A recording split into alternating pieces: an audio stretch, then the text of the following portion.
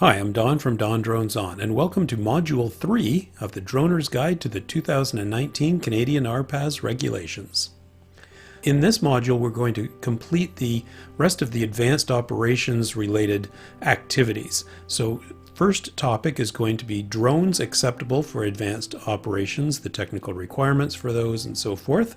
And then we'll finish off the module with the topic of special flight operations. So this is all about the SFOC certificate. And again, the entire presentation package from the Droner's Guide to the 2019 RPAS Regulations training series is available for a nominal fee. See link in the description below the video.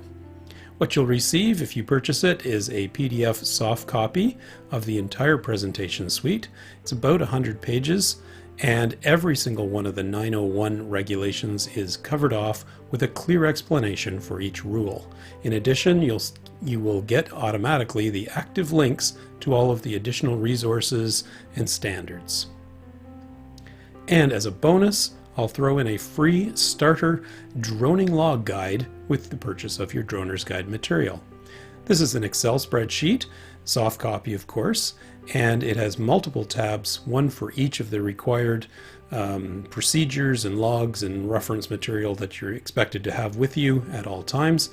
And this way you can easily take this spreadsheet, you can customize it as you see fit for your type of drone, your operation, or your own selection of checklists and so forth. This way you'll have some place to start with, so you won't be starting from scratch. Why do your own? You can start with mine. Okay, let's get into this training module 3. So the first item in this area is 901.76. This basically states that manufacturers of drones must declare their drones' capabilities. Okay, so in order to be on the Transport Canada list of drones approved for advanced operations, manufacturers must self-declare which of their drones meet which key safety requirements. So it's the manufacturer of the drone, say DJI for example, that must test their drone. They must make sure that they meet the technical requirements for this safety assurance spec. And the 3 safety requirements that they can choose from, and they don't have to do all 3, they can do whichever ones they are able to. The first one is the ability to fly safely in controlled airspace. The second one, the so-called flying close to people, able to fly between 5 meters and 30 meters horizontally from bystanders. And the third capability is to fly safely within 5 meters of people, which is really speaking of flying over people. And the other thing that it mentions in Rule 901.76 is just because the manufacturer claims that they meet the safety requirements, Transport Canada at any time can overrule that declaration and take them off the list.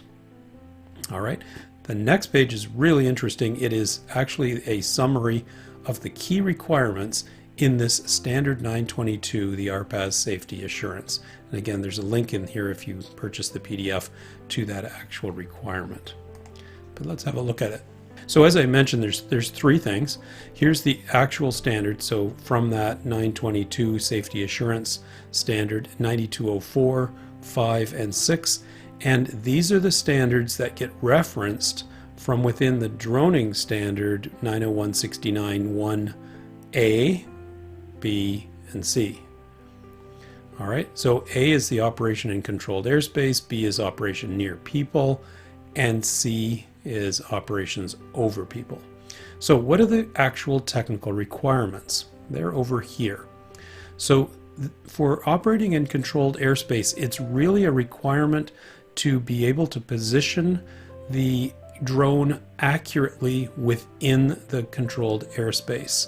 So the remotely piloted aircraft must have a lateral position, so horizontal accuracy of at least plus or minus 10 meters while operating within the controlled airspace, and it must have an altitude accuracy of at least 16 meters plus or minus while operating within the controlled airspace. So not a particularly tight spec, and I suspect that many manufacturers will be able to self-declare on this without any change to their drone particularly at all. Like, for example, DJI drones that are operated with GPS and have altitude sensors and all the rest should be able to meet this specification fairly readily. Where it gets trickier are on these specifications for operating near and over people.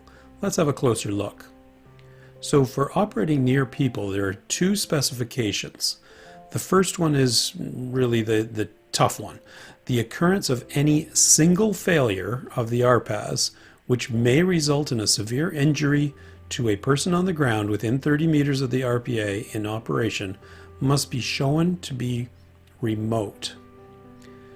So what they're saying is, if you lose an engine or a motor or a prop or the connection link to the drone, any of those sorts of failures, a single failure, so not losing two motors, for example, or not losing one motor and losing the link, things like that, single failure, which may result in a severe injury to a person on the ground within 30 meters, must be shown to be remote.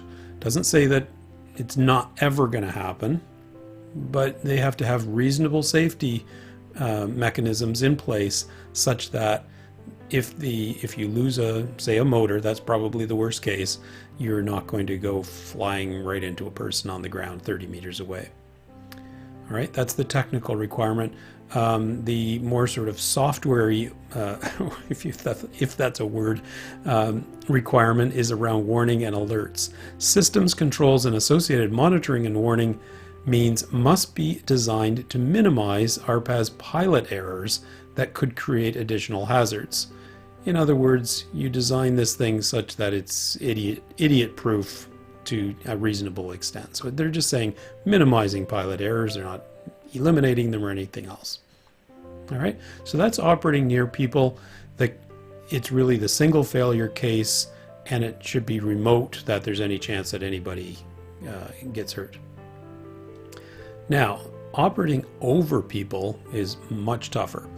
Again, there's sort of a hardware or system technology spec, and then there's this exactly the same warning specification as well. The first specification is that no single failure of the RPAS, or drone, may result in a severe injury to a person on the ground within 5 meters horizontal of the RPA in operation. So you might say, wait a minute, that just sounds the same as the other one, except it's 5 meters versus 30 meters. Well, a significant difference, and I assume that this was written intentionally, is that in the near people case, it says that the risk of this should be remote. In the case of over people, it doesn't say remote. It just says no single failure may result in a severe injury to a person on the ground. Boom. No remote, just can't happen. That's a pretty stringent engineering requirement, if you ask me. Number two is that the occurrence of any combination of failures of the RPAS, which may result in a severe injury to a person on the ground within 5 meters, must be shown to be remote. So in this case, they're actually specifying that you can't have a combination of failures which could hit somebody on the ground, causing them severe injury. But at least they give the probabilistic kind of part of the specification by saying that it must be shown to be remote. All right, so two combinations here. One extremely tough to meet because you cannot cause severe injury to someone, and the second one is a combination of failures, so two motors going out or things like that. And then again, the warning and alert thing, as I said, is identical to the other one. Let's make these systems as idiot-proof as possible. All right, so those are the technical requirements for drones operating in the advanced operations environment. And again, there's the controlled airspace, near people, and over people. Okay, let's move on. So 90177 is kind of curious. It basically says hey, if a manufacturer discovers that there is an issue such that their drone model no longer meets the technical requirements, they had better tell Transport Canada ASAP. So if they think it meets it, but then it doesn't, or they do some firmware update and it no longer meets the spec, they have to inform Transport Canada as soon as possible. Okay, and they actually use the expression as soon as possible, which is kind of an interesting way to phrase it.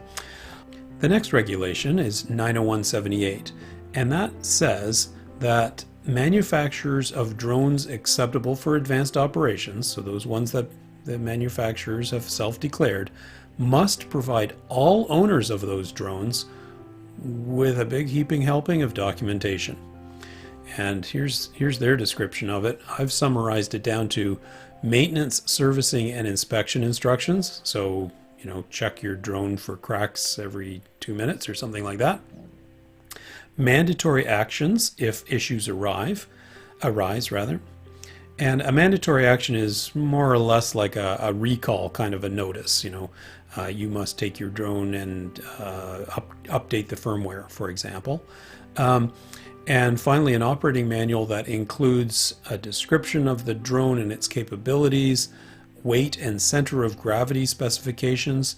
I assume this center of gravity specification is very closely related to drones that have interchangeable equipment, like you can change the camera out or add lights or that kind of stuff. All of those things, of course, could and would change the center of gravity. Altitude and speed limitations, and a huge amount of other documentation. You can read this if you wish. All right. Suffice it to say that if and when manufacturers self-declare that their drone models meet the advanced operation specs, that there will be a huge website available and maybe a big chunk of paper in the box with the drone. All right, the last one under this category or this topic is that drone manufacturers must keep records of all mandatory actions. So these are things like you must upgrade your firmware, or you have to send your drone back to have some upgrade done to it, things like that. And they also have to keep records of all the testing that they did to ensure that the technical specs were being met. And there's rules around how long they have to keep these records and this sort of thing. For most of us, this isn't really an important regulation because it's something on the manufacturer, and unless you're a manufacturer of drones, you probably don't worry about this too much. Okay, so that's the story on drone manufacturers' requirements and the safety assurance requirements for the drones that must operate in the advanced operations category. Let's move on to special flight operations. Special flight operations are basically any operation that encounters any of these tiny rules here. So this is the definition of all the conditions of the drone or of the flight itself that require you to apply for a Special Flight Operations Certificate, or SFOC. Let's go through them, not quite in their language, but in Don speak. So any drone weighing more than 25 kilograms requires you to be flying with an SFOC. If you fly beyond visual line of sight, you have to have an SFOC. If you are a pilot who is not a Canadian citizen or permanent resident of Canada, read that as a tourist in Canada, you have to have an SFOC. If you're intending to fly higher than the normal maximum altitudes, you need an SFOC, unless you're already been authorized by air traffic control for the area that you're flying in, and I think we covered that in Module 2. If you are operating more than 5 drones from one control station, you need an SFOC. So any of these displays or demonstrations like they did at the Super Bowl, that kind of stuff, would require an SFOC. Of course, the fact that that would be at an advertised event would cause the next one to kick in.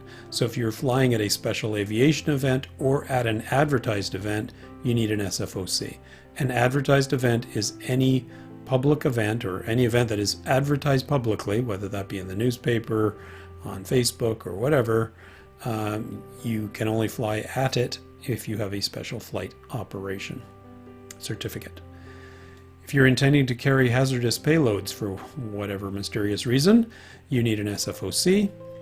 If you're flying anywhere within 3 nautical miles of a military aerodrome, you need an SFOC. That sounds like a good plan.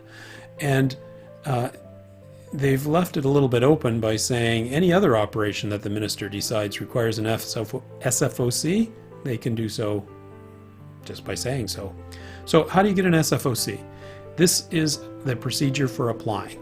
You apply online at least 30 working days, 6 weeks, in advance of the flight operation. And the next page I'll run through the information that you are required to give on the application form. And there's an application form here. Here's the link. Let's go through the basics. It's not too crazy. In fact, it's almost identical, if not well, a little bit different than the requirements for flying in a controlled airspace. The usual stuff: contact details for the applicant, contact details during the operation, which I suppose could be different. What the heck are you trying to do? What's the purpose of the operation? When are you doing this operation? And are there alternative dates? So a rain date or something like that. A detailed description and specs for specs for the drone involved, including drawings or photos. You need to have a safety plan. You need to have an emergency contingency plan. You need to have a normal plan, the plan for the operation. You need to provide the names and contact information and certifications for everyone in the flight or maintenance crew. So you can see that this is kind of oriented towards commercial operations. Any maintenance information that's related to the operation. Weather requirements, so it's got to be a sunny day, otherwise we're not showing up, and we'll go to our alternative date, that kind of thing. They're actually asking you for the minimum weather requirements for the operation. Any collision avoidance and separation capabilities of the system should be declared. And this to me sounded like a little bit of overlap with the things up here, but description of the normal and emergency procedures, air traffic control coordination plan, if applicable. So if your SFOC is in an air traffic control zone, then what's your plan for communicating with them? How are you going to do that? How is it going to kick off? And who's the boss? Well, we know who the boss is, air traffic control. And last but not least, any other stuff the minister asks for, at least related to safety. All right, so a pretty detailed description, essentially, of your operation and your regular operational procedures. 9303 is really just how it works administratively internal to Transport Canada.